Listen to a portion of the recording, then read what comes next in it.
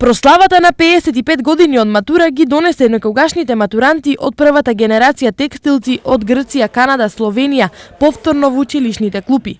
Побелените коси и големото животно искуство не им пречеше повторно да се почувствуваат како на 18 години. Свидев со другарите после 55 години. Ова е едно освежување и враќање на времето кое е застанало, да се еден со друг прегрме, си го вратиме времето во кое бевме млади, вредни, способни. Чувството е големо после толку години кога се сретнуваме, така да сме возбудени сите. Враќањето назад во училиштето неминовно значи и враќање на многу спомени. Ние со Перо Каракашев седеме у задната клупа, сега сме у првата.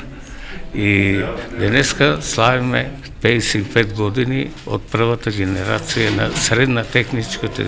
Ние сме формирачи на таа школа, на оваа школа. Завршиме скоро, јас се рече дека почнеме од колку? 52 на 24, така да сите бееме успешни.